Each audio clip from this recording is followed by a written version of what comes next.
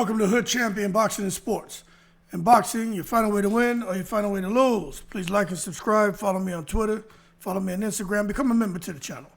You enjoy the content, become a member to the channel. Leave that donation for that fried rice and chicken wings. Hey, look, man. Jaron Boots, Ennis, and Ortiz, they've already agreed. The deal's done. They are fighting. They're going to have tune-ups, so just stay busy fights in October. November, then around January, February, they're fighting. So the deal is done. So this shit about show me receipts, Hood Champion. How about this, McNicholas? You go out there to goddamn YouTube out there and look it up. Eddie Hearn came out and announced it, so it's a done deal. They're gonna fight. Virgil Ortiz, he's pretty good with keeping secrets, but anyway, that's what's supposed to be happening. Now, as far as the matchup at 154 pounds, Jaron Ennis, 28 years old, recently moved up from 147 pounds after unifying titles. He's undefeated, 34-0, 30 knockouts, but some people say Jaron Boots Ennis. Passes the eye test, but we haven't seen him pass a real test in the boxing ring. Ranked number 1 by the WBC at 154 pounds. Don't ask me how he became ranked number 1, but the WBC, they have a way of doing things to ensure certain fights happen. And it's been happening for a long time, and I don't see it changing. Now, Virgil Ortiz is 27 years old. You would think he was older. He's been fighting for a long damn time. But he holds a WBC interim title at 154 pounds. Recently defeated Majumov. He fought Bohachuk. Most of us thought he lost, but bottom line is he got 2 wins at 154 pounds against 2 monsters. Okay, Bohachuk and Majumov are no joke. And Ortiz was able to get the wins. He's also undefeated, 22 wins, 0 knockouts. And what does he have, 20 KOs? I don't know, I could be off with that. But let's just understand something. With these guys getting in the ring, let me show you something, right? There's a tail of the tape that I put together. When you look at Jaron Ennis at 28, Ortiz at 27, Jaron is a switch hitter, like Crawford, slick technician. Virgil, this is kind of like Crawford and goddamn Canelo, if I'm being real with you. Virgil Ortiz, pressure fighter, power puncher, on the front foot, coming forward, looking to just outwork your volume, break you down, get you out of there. Not so sure how the fight goes, because again, it just depends on how they perform on that night. That's the person who's going to get the victory. Now, as far as weight class histories, Ennis was a long-time welterweight. Virgil Ortiz was at welterweight for quite some time, moved up to 154, was having the rhabdomyolysis issues. Seems to be much better now. As far as power, Ennis has power. He's very explosive. He's very accurate, very precise. Ortiz, devastating, relentless. He's just like a hammer, just coming through, just breaking shit up. Chin, look, this goes back to what I was saying with Jaron Boots Ennis. He passes the eye test, but he hasn't passed the real test. To me, I like to see him get clipped. Of course, he doesn't want to get hit, but for a boxing fan, what happens if he gets hit and hurt? Because he's untested at 154. He really didn't see him get hurt at 147. But what happens when he gets hurt? Does he fight back? Does he wilt under pressure? Now, we know when it comes to Virgil Ortiz, he's proven he's got hurt in fights. When he fought what's his name, Mean Machine, he was hurt badly.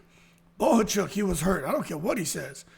Then he went through the unfortunate trials and tribulations with the illness, man. But he's bounced back, and I gotta say he's looking pretty damn good. As far as the illness report, we know Virgil Ortiz with the rhabdomyolysis is overtraining. With Jaron Boots Ennis, nothing going on there at all. Distractions. Look, contract drama for Jaron Boots Ennis, promotional shifts, inactivity. Now he's over there with Matchroom. Things seem to be going the right direction, but I find they're not keeping him busy enough. When it comes to Virgil Ortiz, family disputes, media pressure, and it just seems to me that Virgil Ortiz is such a good individual, I call him a good kid, that he just wants everyone to get along, but that's not always how it works. But right now, he seems to be going the right direction. Now, a couple key factors that can shape the fight. You know, we always talk about size and strength. Jerron Boots Ennis is new to the division. How will his power translate at 154 pounds? He's unproven. Ortiz already fought and won at 154 pounds against some killers, showing comfort and power at the weight. But Jerron Boots Ennis, I think he's one of those guys, when he puts on the extra weight, doesn't have to kill himself to make 147. I think Jerron Boots Ennis is going to show what he said he will show is just someone who may look unbeatable. But against Ortiz, all that's good. But you can't drop your hands. You can't showboat. You can't play with Ortiz. If Jerron Boots Ennis can get in there with a guy like Ortiz and make him look ordinary, then Jerron Boots Ennis is on the bigger and greater things. But I just think Virgil Ortiz deserves to have a lot more respect put on his name. It's unfortunate that, you know, he's had the health issues and all that, but we're beyond that. He fought Madrimov and Bohachuk. What more does Virgil Ortiz have to do to get the respect? But what I will say is experience and ring IQ, Ennis is a technical wizard, man. You saw that shit he did to standing units? But Ortiz ain't standing units, but still, what did you say? The timing, the footwork, and something we've been talking about a lot is for these fighters to show adaptability. The Boots Ennis has shown that he can get the job done. Where Ortiz, you know, he shows some of that, but he's more kind of straightforward, relentless, bull in a china shop. I think he has underrated boxing skills and underrated pressure. You don't accomplish what he did as an amateur and not know how to box. But, of course, they evolve their styles when they turn pro to where they're most comfortable and have the most success. And Ortiz has had the most success being relentless, straightforward pressure fighter that just breaks you down. Health and recovery. You know, Ortiz, the rhabdomyolysis, with me, he trained so hard, I wonder when it's going to flare up next. But hopefully he doesn't succumb to the rhabdomyolysis again and lose out on a large chunk of his career. He can't afford that. But it's just one of those conditions that break down muscle, man. In 2023, he went through that. He actually went through that twice. He recovered, but, you know, people out here just looking at him with his long-term durability is like, what's the prognosis on this guy? We know one thing for sure. He's not going to overtrain himself anymore. He's going to work a lot smarter. And being at 154 helps because getting down to 147 is like Tom Cruise Mission Impossible for these cats. You know what I mean? These are big boys who could be fighting at 168. But I get it. They get down to that 154, whatever it is, weight they're going to be fighting that for a moment in time, and then they rehydrate and they're good. But getting down to that weight is very difficult. Now, Jerron Ennis hasn't had any known health issues, man, but he looked sharp in recent fights. But according to him and his team, we don't see what's going on behind the scenes for him to make that weight, and that shit is very, very difficult. Now, style clash. Jerron Boots Ennis, man, distance control, counters, angles. He's just a combination of like a Lomachenko and a goddamn Terrence Crawford. He just does everything, man. Box, pressure, whatever you want, you can get in Jerron Boots Ennis. But can he do it against Ortiz? Ortiz is going to sit there throwing volume, going to break you down physically, and we're going to test your mental durability, because when you're in there with somebody and they don't let you breathe, that shit is hard. So we just have to wait to see how it goes. But like I said, I think this is the classic technician versus brawler matchup. And both of those guys have depth. And I think there's definitely more to those guys than the stuff that I just suggested to you. Now, as far as scenarios, who wins the fight? Look, man, you know, a hood champion doesn't know, but I'll say this. If Jerron Ennis can control the pace, I think he's going to frustrate Ortiz. I think he's going to pick him apart with counters and win a wide decision or late stoppage. Ortiz is there to be hit because he's coming straight forward.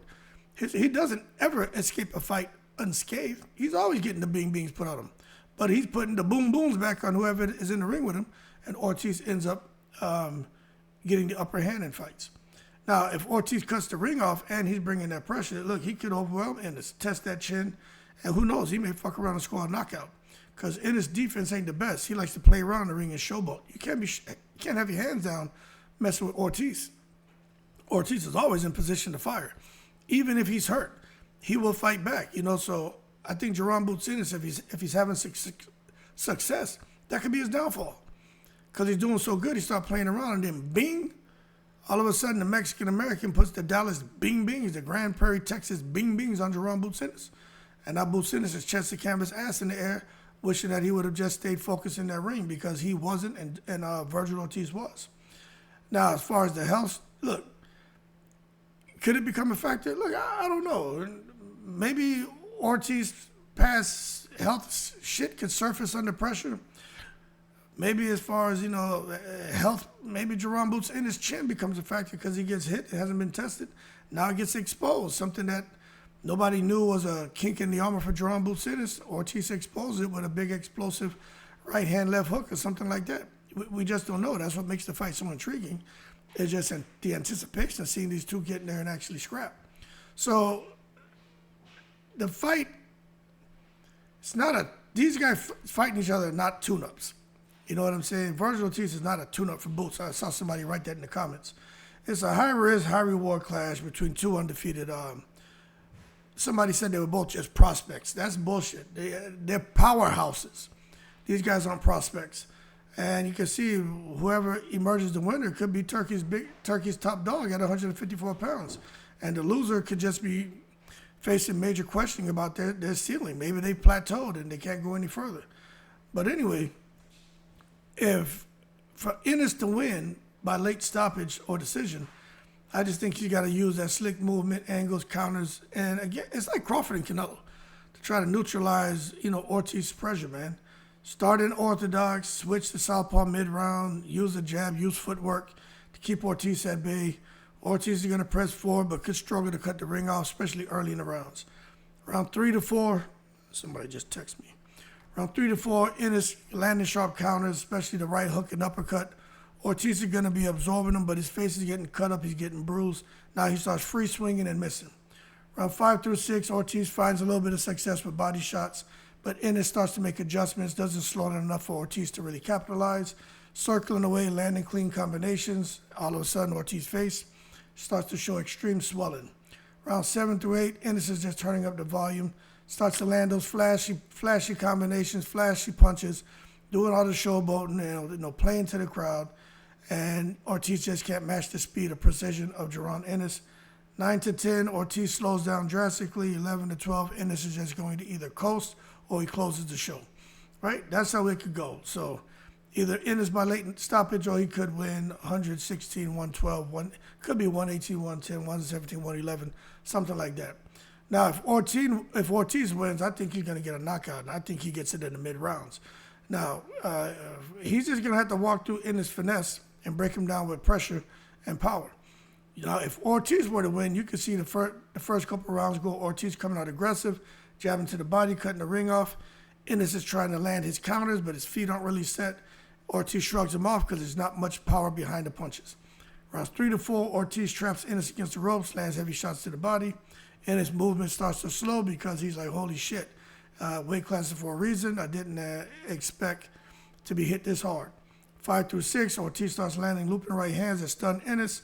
Follows up with a barrage of punches. Ennis starts clinching, trying to survive, sticking his tongue out the crowd, laughing like I'm okay. Round 7, Ortiz smells blood, doesn't let the tomfoolery of Jerron Ennis sidetrack him. Corners Ennis, lands a vicious left hook to the liver. Ennis drops, takes a knee. We see Ennis gets knocked down, dealing with adversity. Now we're trying to figure out if he's going to pass the test. But unfortunately, round 8, Ennis tries to recover, but Ortiz keeps the pressure. Right uppercut, followed by left hook, ends the fight. Virgil Ortiz wins by KO in round 8. I can see both of those scenarios playing out. But the true X factor in all this that could swing it either way is just Ortiz's health, man. I mean, he seems to be doing good, but you just don't know. You know what I'm saying? If he's going to have stamina issues, if he could collapse late, because Ennis is in much better shape than that 147, and he can put his foot on the gas from the first second of the first round to the last second of the last round. The other thing that could sway the fight is Ennis' chin. Again, you just don't know what's up with that chin at 154. What's going to happen when Ortiz puts those bing-bings on him with that 154-pound power. The mental focus, Ortiz camp drama versus Ennis promotional shifts. If any of that shit's going to affect those guys, the strategy, the focus, and getting ready for the fight. Who's going to be more locked in? And then ring rust. If both of these guys are having stay busy fights in October. But I think timing is going to be really important in this fight. Anyway, y'all keep cool. Shout out to the veterans, 7 continents. It's official. They're going to fight. I just can't wait till they start talking more about these two, because I'm telling you, that's going to create a buzz. So you're going to get Crawford and Canelo, then you're getting Ennis and Ortiz. This is another, America versus Mexico, black versus Mexican fight, which everybody gets caught up in. It's another one. And the styles are very similar. Anyway, Viva Mexico Cabrones and Viva El Negro Cabrones in the breeze.